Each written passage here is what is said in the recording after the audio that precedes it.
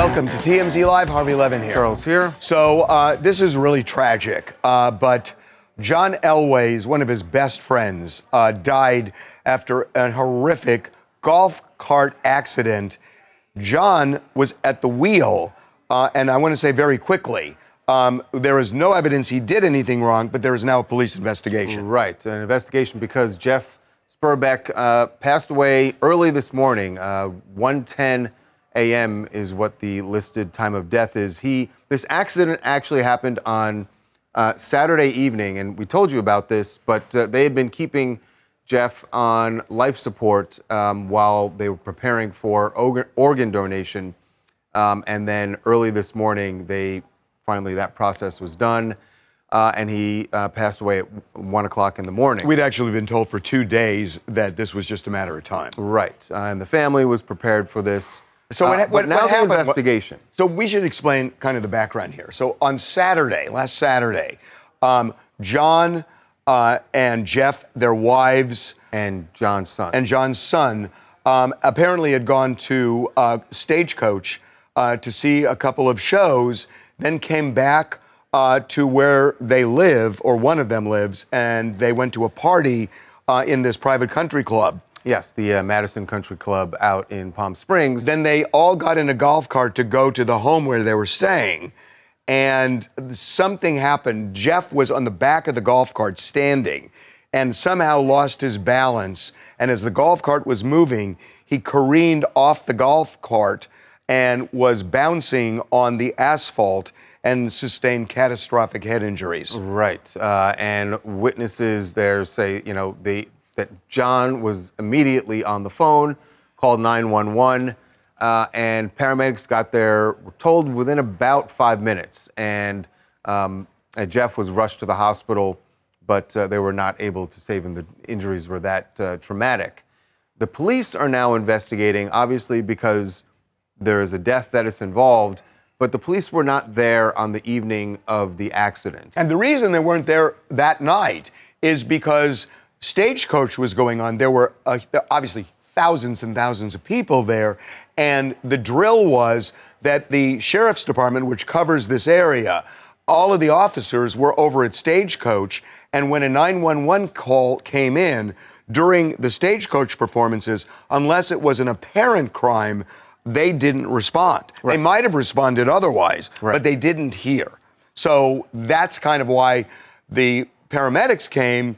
And oftentimes, I'm sure you've seen, sometimes the police accompany, they didn't hear. Right. So the sheriff's department was not there, but we're told they're now in the process of gathering information that they did not get that evening, talking that they will speak to the witnesses. And we should say, aside from Jeff and John's family, the 5 people who were there on the golf cart, there was this big party not far from where the accident happened. Right. And there were people in the neighborhood who did witness this, so I'm sure police will be talking to them as well. I think you have to wonder, Charles, what the investigation looks like now. But obviously, the police are at a disadvantage here because, and I'm not suggesting that John Elway did anything wrong here, but if they were at the scene and if there was anything that they had questions about, they obviously could have addressed it then. If they wanted to take his blood alcohol level, they could have done those things. Obviously, now days have passed, and that's not an option anymore. That's off the table. From what we have heard, the one reason why the police would want to get information here is that if there was going to be if there was going to be a legal situation going forward, lawyers would want to look at police reports. I don't think, Mike, correct me if I'm wrong, but from what we have heard from people involved here, this isn't a situation where the families are upset, that Jeff's family is not upset with John. No. They are very dear friends and have been for decades. Right. I mean, John was almost like a second father to Jeff's kids. That's how much they were in each other's lives. And I've talked to people, and they're not blaming John Elway at all here, Charles. They say John is absolutely devastated over this, and they've got a lot of love for him. No animosity at all. Yeah, and as for what you said about the police, a lot of times the police aren't going to do an investigation just in case there's a civil lawsuit. They don't get involved in that. In fact, you often hear where a police officer might come out and say this is a civil matter, and they don't even take a report. Mm-hmm. So it's not clear exactly why they have launched an investigation. They're saying it's not a criminal investigation, but that's generally the only kind of investigation the law enforcement does. I don't know what that would be. Maybe they just want to check to see, that they're possible, I don't know, reckless driving. I have no idea. But they your have point being that if they want to make sure that there wasn't some criminal. That's right. I think that's what's going on. Hi, this is Brandy Blanton from New Carlisle, Ohio, and I just think this whole thing is just tragic. I mean, you're supposed to be with friends, having, a fun weekend, and then this horrible accident happens that has now resulted in a death. It's just a terrible situation for everyone involved. Yeah, it really is. Yeah. Okay, we are going to move on. Yes. By the way, this is nutso. A showdown with President Trump and an ABC News veteran. Terry Moran did an interview with President Trump, and it was contentious, which maybe is not really surprising.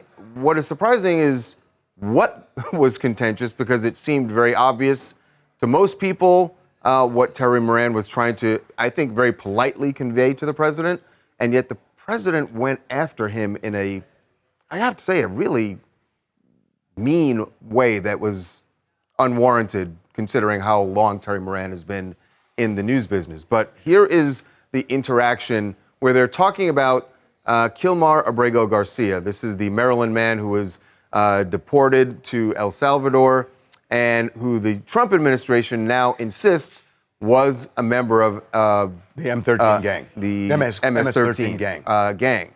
So here is the interaction over that. This is wild. He said he wasn't a member of a gang, and then they looked, and on his knuckles he had MS-13. There's a dispute. Well, wait a minute. It says MS-13. That was Photoshop. Hey, they're giving you the big break of a lifetime. You're doing the interview. I picked you because, frankly, I never heard of you, but that's okay. I picked you, Terry. But you're not being very nice. He had MS-13 tattooed. We'll agree to disagree. Do you want me to show you the picture? I saw the picture. And you think it was Photoshop. This is why people no longer believe the news, because when it's he was fake photographed news. in El Salvador, they aren't there. But they're there now, right? No, but they're they're in now. your picture. Terry. Ukraine, sir. He's got MS-13 on his knuckles. All right. I don't know where to even start. No, he didn't. The photo. No, he didn't. This is the photo to which they're referring. Now, when you look at that, you can see MS-13.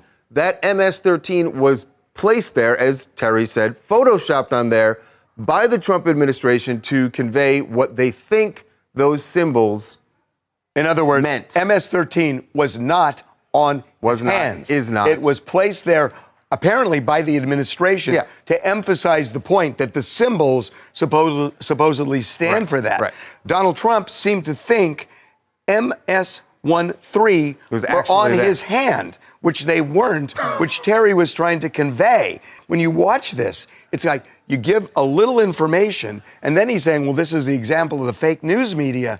That's fake. Yeah, that's actually fake. It's fake. Right. That's fake. Well, guys, my question is, when are the Trump administration and when are Trump supporters at least going to bend the knee on an issue like this and say, hey, that's not right? I mean, clearly the administration here is trying to dupe the public by imposing these images on his fingers. It's been a hot button topic. And if people aren't going to fall for whatever trick they're trying to give, I mean, when are they going to digress? Can at least some notable Trump supporters, like a Kid Rock or someone of that nature, at least say, hey, this isn't right here and call it out for what it is? Well, that's the big issue about, at a point, Republicans kind of call it the way you see it. I mean, this one is so obvious, but I don't think they were trying to trick anybody. I think that was just to accentuate a point that Donald Trump then assumed was fact. And I have to believe that somebody in the administration made that point to him, and maybe he just wasn't listening or forgot. Someone had to have said to him, sir, just so you know, and by the way, that's the real hand. Yes, you can see the tattoos, but the MS-13 not on there. Not there. And I would hope that someone made that point to the president. We just put the MS and the 13 there to make the point, Mr. President, but it is not actually on his hand. I don't know. Hi, I'm Corey from Massachusetts. And, I'll say I am somewhat of a Trump supporter. I'm pretty center with my views. And I'll say that one photo isn't enough proof for me that it doesn't say MS-13. It doesn't look like it does to me. It does kind of look photoshopped. But I do think it's pretty easy enough to find out if his things are gang related. So I'd like to just see the proof there. And my main concern is I just don't really understand why we're advocating so hard for criminals from other countries anyway. Well, two issues. One, that one. It was more but the second one it's a battle is about due process. Yeah, but the second one is it wasn't on his hand. But to her point, if the tattoos he does have, well, he may do represent that, and maybe he is. But he didn't have MS-13 on his hand. But the conversation about him is really about due process. Right. The Constitution. And it's become a real dogfight, a real debate. It really has. Okay, we're taking a break. All right, when we come back, speaking of dogfights and debates, Wendy Williams has someone in her corner, someone you would not expect, because when they've met in the past, it was contentious to say the least. When we come back, what Omarosa told us about Wendy's ordeal.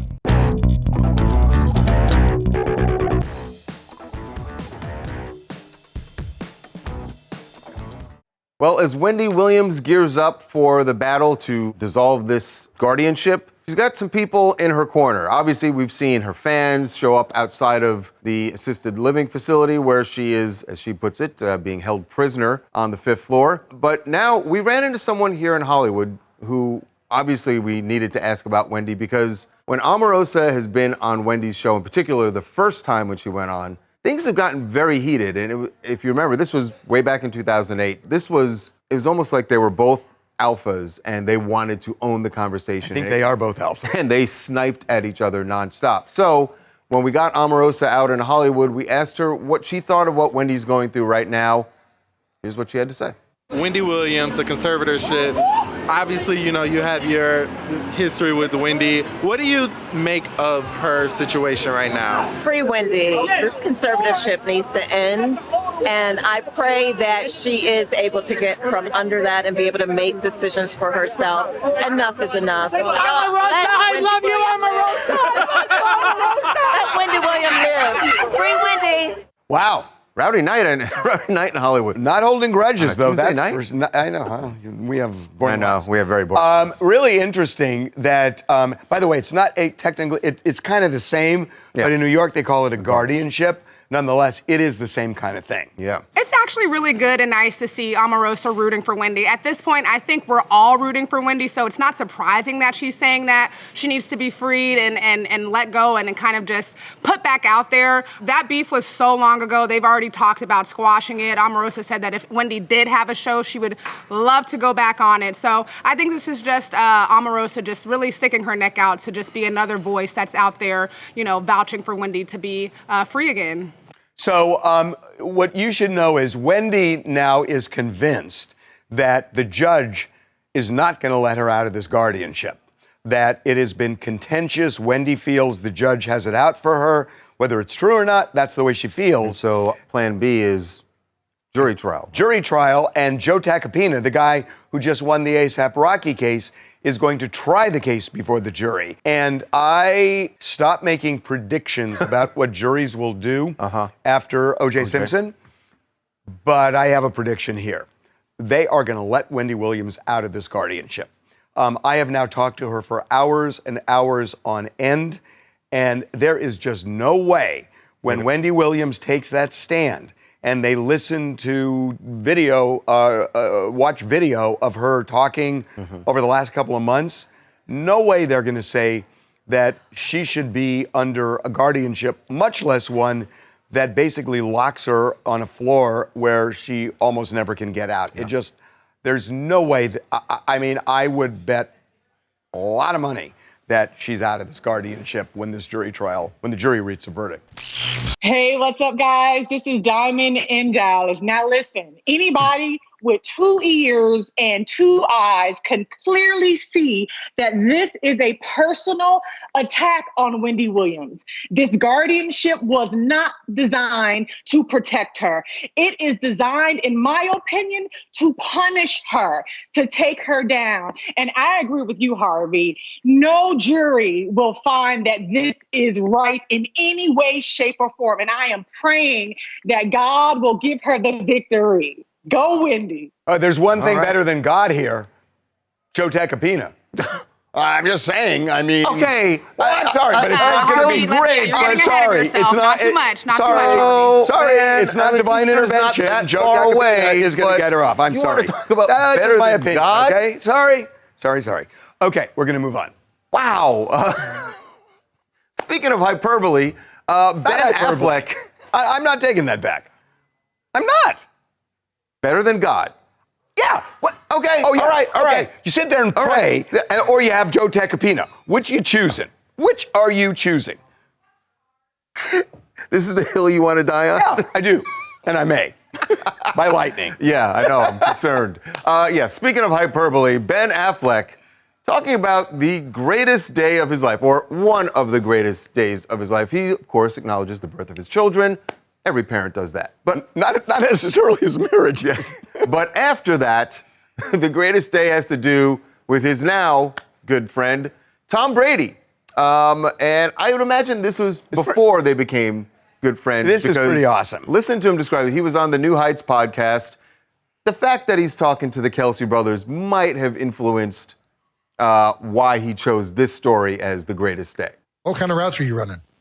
I won't lie to you. I don't know if they have a name. I'm sure I disgraced every receiver that's ever run a route, but to this day, aside from the birth of my children, that was the greatest ever. It was amazing, right? It was I felt like a 10-year-old kid. He's like, okay, come here. And I get to him, and he's like, it's the Super Bowl, fourth quarter. We got 23 seconds. It's 4th and 18. I love this. Tom knows what he's doing, man. I was like, He's like, just run. I'm like wondering, when's this ball going to show up? And I just feel it like right out in front of me. And it was a little far for me. I think he was like, he probably adjusted back. And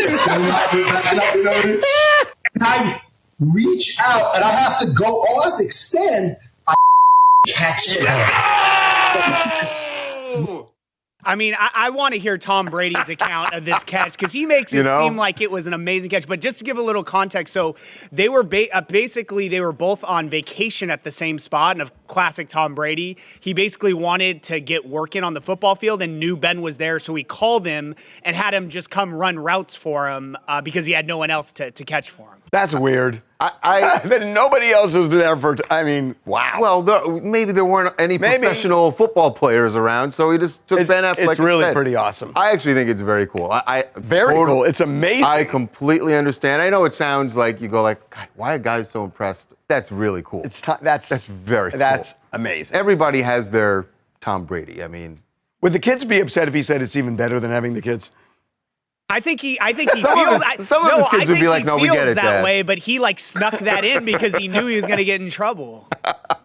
Chris Jones, Tampa, Florida. And yeah, if playing catch with Tom Brady was one of the best days of Ben's life, I totally get that. For a Boston guy, that's like meeting a living legend. That wasn't just a pass; it was like a core memory. Yeah, no kidding. No kidding. That's really cool.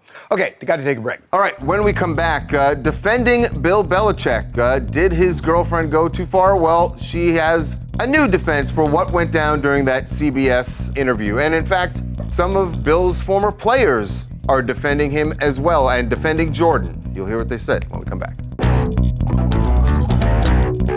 TMZ's got every freaking thing. Big celebs, big stories, big events. Justin Timberlake made Portland kids' dream come true by joining a bike bus ride. And they always listen to Justin Timberlake. Cry me a river when they fall. Yeah, right. It's TMZ. Well, we have seen how Bill Belichick's girlfriend, Jordan Hudson, defends him during interviews, controlling the narrative, or so it seemed, during his CBS interview. Well, now it is Bill Belichick's turn to defend her because after a couple of days of people quite honestly trashing Jordan, saying, why is she ruining this man's legacy? What is she doing to him? Why is she controlling things? Bill is speaking up and defending her, although notably not on camera. But he released this statement saying, Jordan, with whom I share both a personal and professional relationship, was not deflecting any specific question or topic, but simply doing her job to ensure the interview stayed on track. CBS presents selectively edited clips and stills from just a few minutes of the interview to suggest a false narrative that Jordan was attempting to control the conversation, which is simply not true. So what's interesting about that is we talked to somebody, well, the professional part is really interesting. But the other thing is that we talked to somebody who was telling us, who was in the middle of all of this, that was not the only interruption.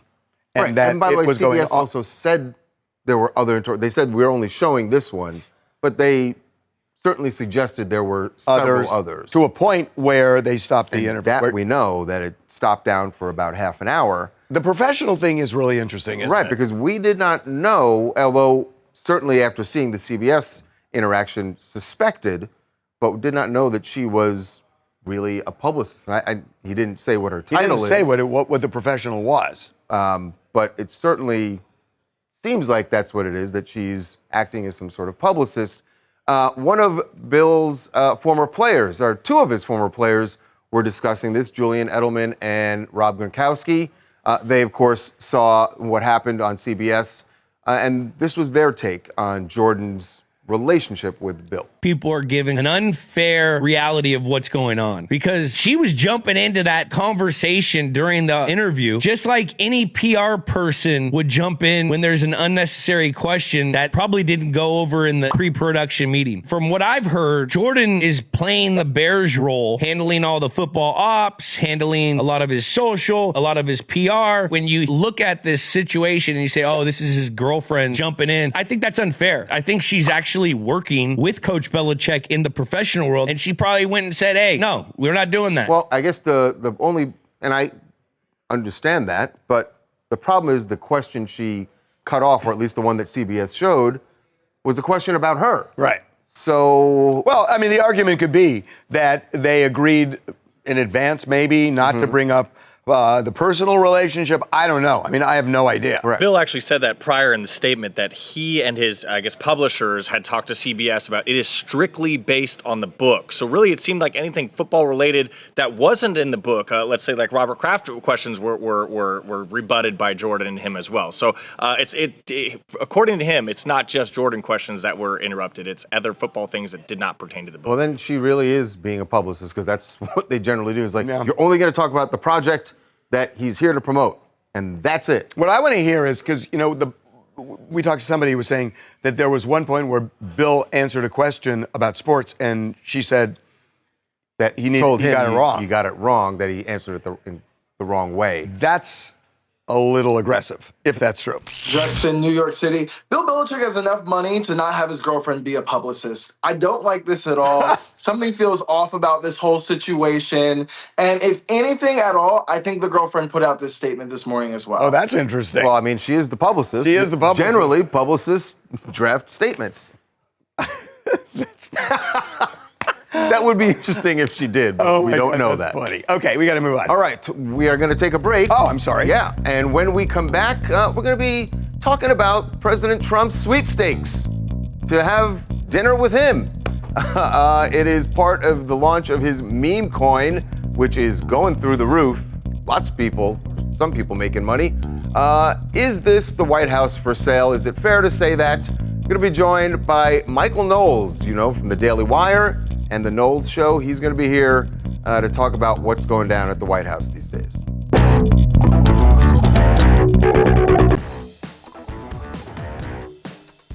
Welcome back to TMZ Live. Fresh off his first 100 days in office, President Trump held his cabinet meeting this morning. It's quite the show, as it always is, with cameras in there for a good portion of it. Everyone got gifts when they sat down at the table, Gulf of America hats.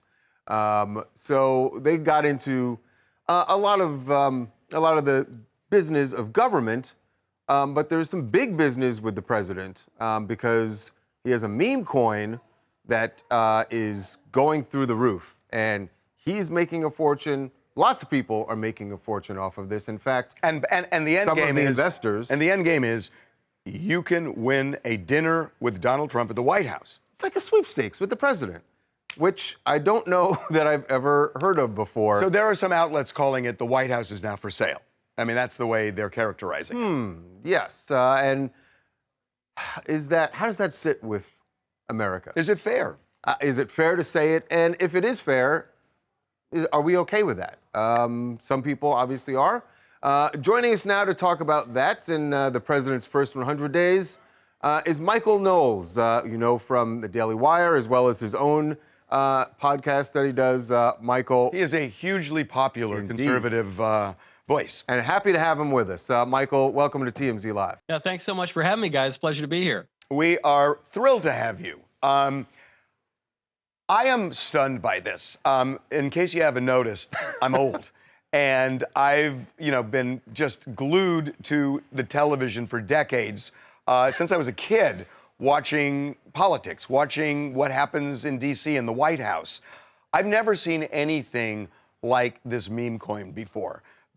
Is it fair to say Donald Trump has put the White House up for sale? No, I don't think that's fair at all. The reason you haven't seen anything like the meme coin before is because meme coins have existed for about 7.5 minutes now. Full disclosure, my portfolio does not really include a lot of meme coins. I prefer treasuries and equities and things like that. But people can buy it. It's not really a serious financial instrument. It's a meme. It's a little bit of a joke. To your point, though, on the sweepstakes of getting to have dinner with the president, politicians do this all the time. There are all sorts of sweepstakes to have dinner with big politicians, including presidents. I'm old enough to remember when Bill Clinton was renting out the Lincoln bedroom like it was a Holiday Inn. And so I understand why people are saying that Trump might be enriching himself or there might be something untoward. But what I would do is just look at the numbers here. If you go to Forbes, you look at what Trump was worth before he was elected president. He was worth an estimated $4.5 billion. Today, Forbes says he's worth $5.2 billion. So it's an increase, but relatively, it's not a huge increase, and that includes 4 years as a private citizen.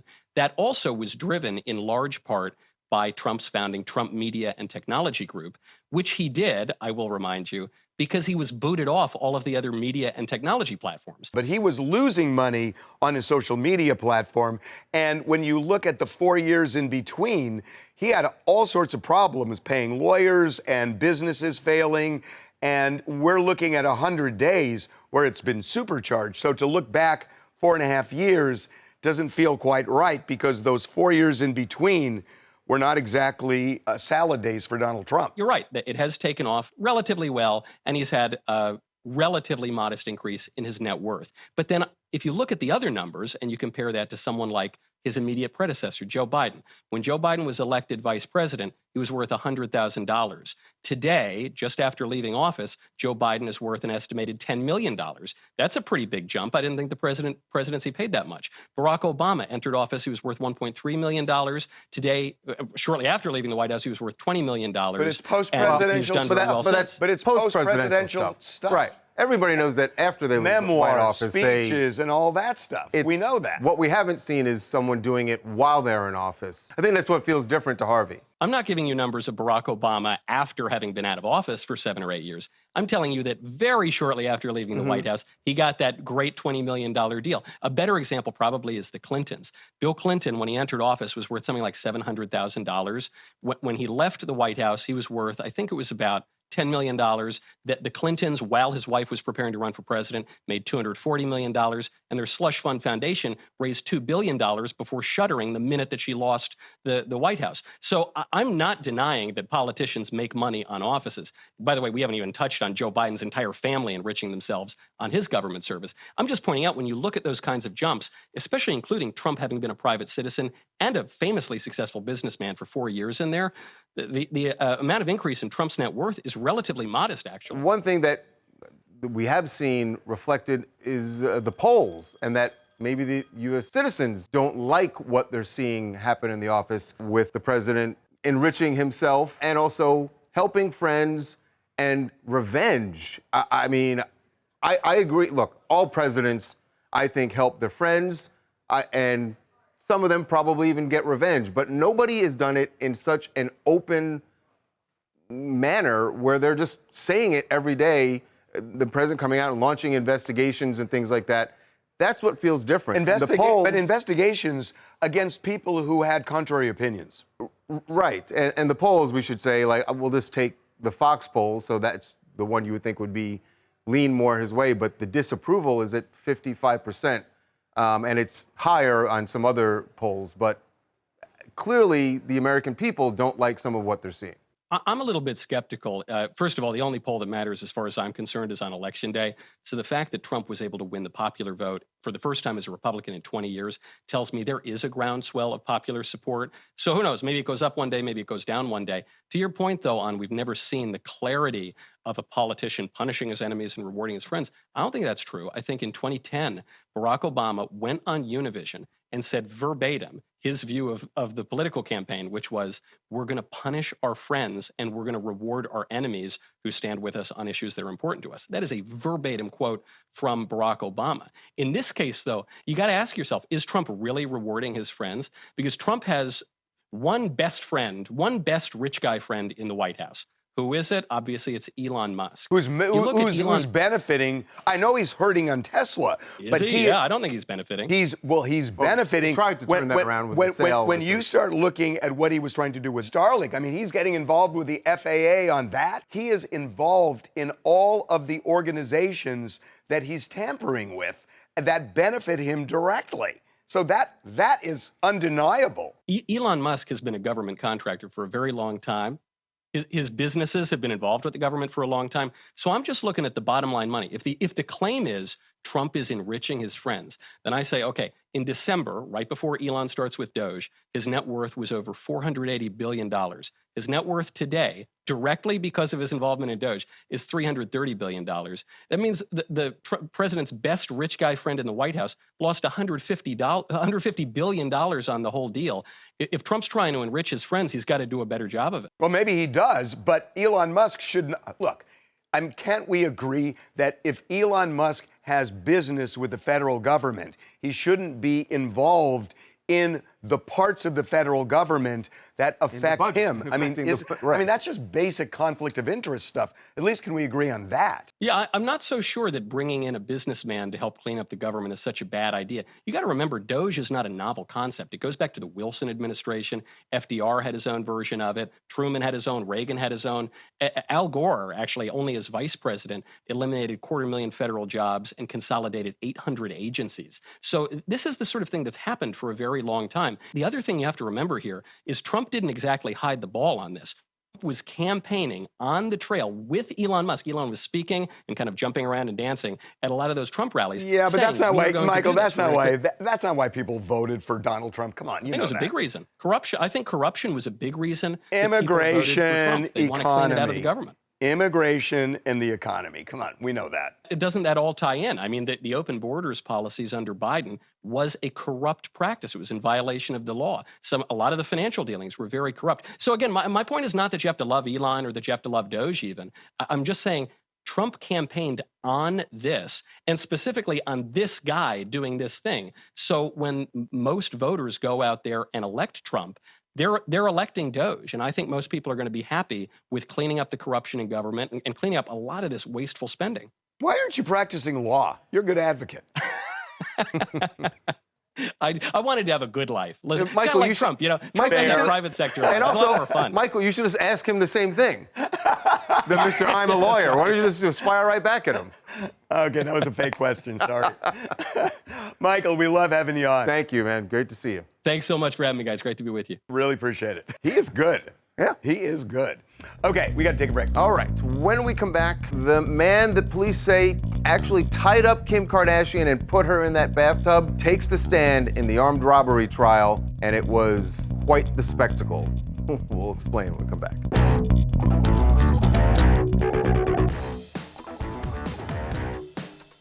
Well, the Kim K armed robbery trial continued today in Paris, and the testimony, this was a testimony that was highly anticipated because the man who was on the stand, a guy named Omar, is accused of, he was the one that police say actually tied up Kim and blindfolded her and put her in the bathtub. So, and has been referred to by some as the ringleader, although he's tried to put that off on some other person that has never materialized. But there's a twist. Yes. Omar, who is, I believe, 68, reportedly is 68, is mute and deaf.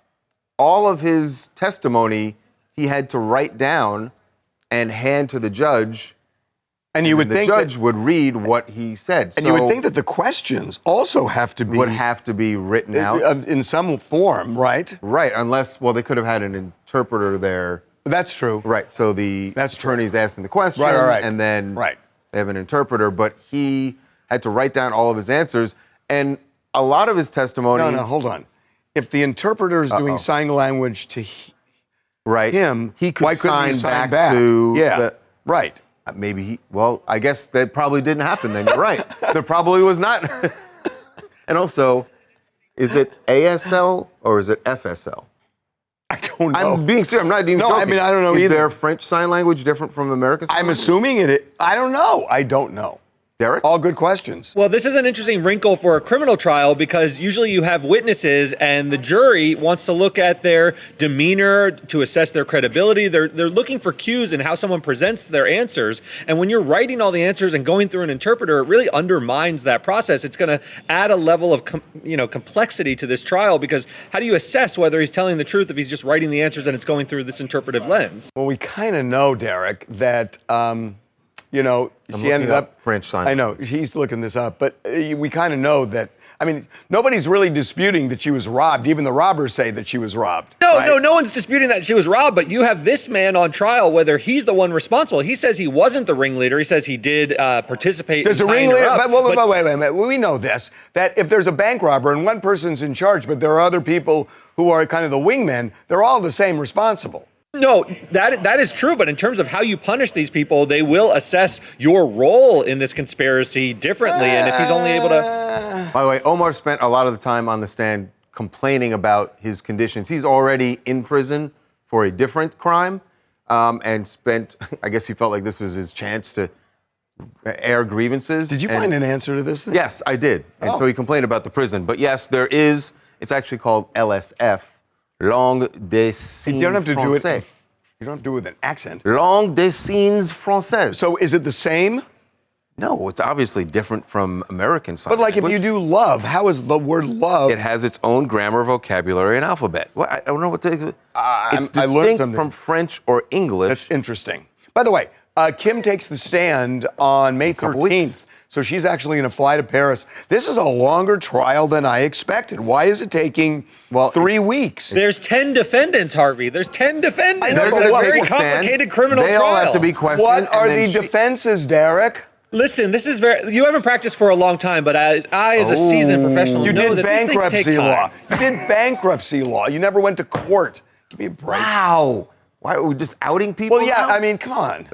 Hi, this is Kelsey McDonald in California, and I feel like this isn't difficult at all. I feel like this man has talked about it all publicly. I mean, I just feel like this is kind of a given. I don't know why it's taken 9 years to go to this trial, but we already know he did it. So I'm actually surprised Kim is showing up. What are their defenses? Oh, it is not me. I mean, it is. That was offensive. Sorry. Okay, we're going to It take was an offensive defense. We're going to take a break. When we come back, Blake Lively and Ryan Reynolds step out in New York for date night. Although this date was really about, I don't know, maybe it's everything. It seems to be about appearances for them, but one of their friends was actually very glad they stepped out.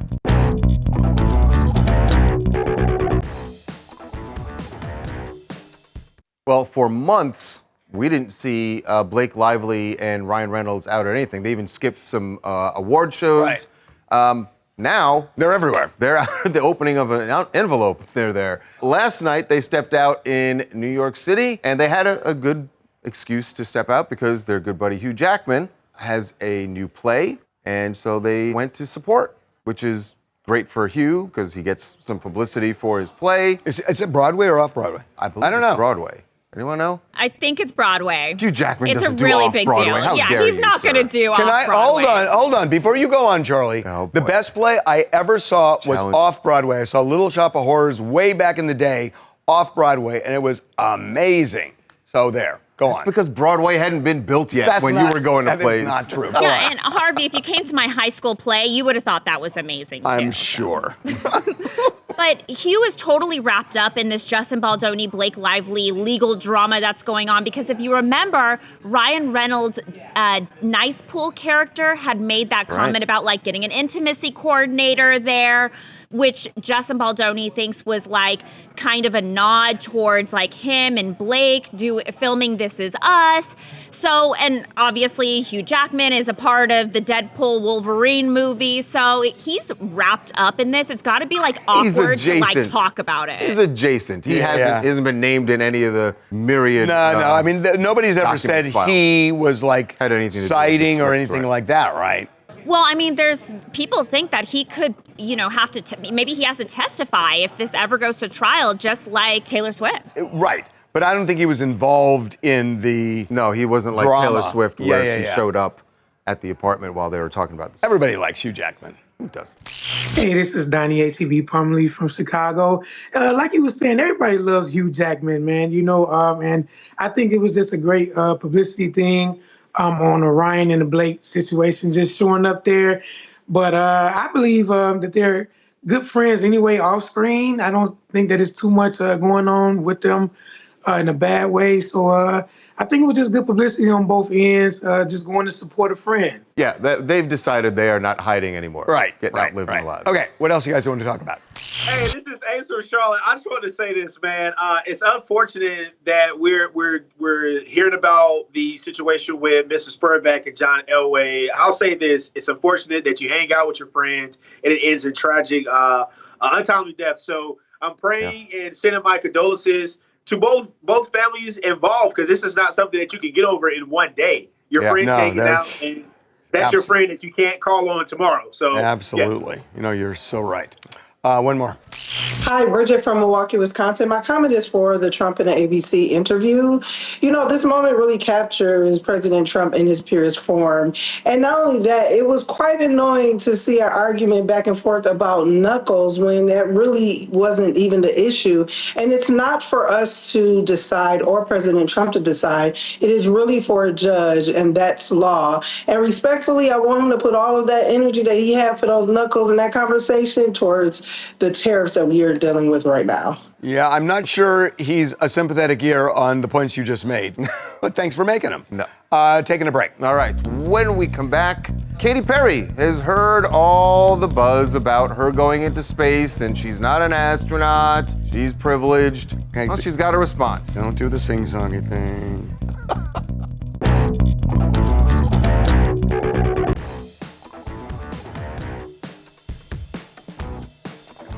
Katy Perry, she's seen everything that has been said since she and Lauren Sanchez and Gayle King went up to space. One of her fan accounts took out this digital ad in Times Square, congratulating her on her new tour on the first week.